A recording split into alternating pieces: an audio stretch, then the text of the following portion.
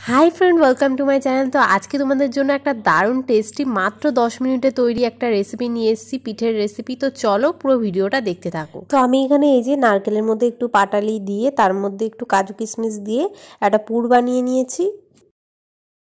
আমি এখানে গোবিন্দভোগ চালের গুঁড়োর মধ্যে সামান্য একটু জল দিয়ে মিক্সিতে পেস্ট করে নিয়েছি। এরকম একটা থিকনেস হয়েছে। তোমরা চাইলে গোবিন্দভোগ চালটাকে কিছুক্ষণ ভিজিয়ে একটা পেস্ট করে নিতে পারো।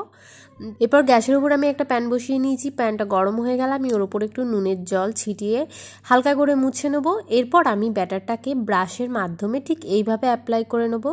তোমাদের কাছে যাদের ব্রাশ নেই তোমরা চাইলে একটা ভিজে ন্যাকড়ার সাথেও এটা অ্যাপ্লাই করে নিতে পারো। তো কিছুক্ষণ এই যে এইভাবে অ্যাপ্লাই করে নিয়ে হাই টু মিডিয়াম ফ্লেমে গ্যাসটাকে রেখে দিতে হবে। তো দেখো কিছুক্ষণ রাখার পর আমি এর উপর দিয়ে দিলাম নারকেলের পুরটা। তো কিছুক্ষণ পরেই দেখো এই যে লেয়ারগুলো উঠে আসছে, এমনি এমনি উঠে আসছে। তো ঠিক এইভাবে তোমরা ভাঁজ করে নেবে। আমি এখানে হাতের সাহায্যে করছি, তোমরা চাইলে একটা স্পুনের মাধ্যমেও করতে পারো। তো দেখো খুবই সহজে একদম তাড়াতাড়ি তৈরি হয়ে গেল একটা। ঠিক এইভাবে আমি আরও একটা পিঠে তৈরি করে নেবো। এই পিঠেটার নাম হলো পেপার পিঠে।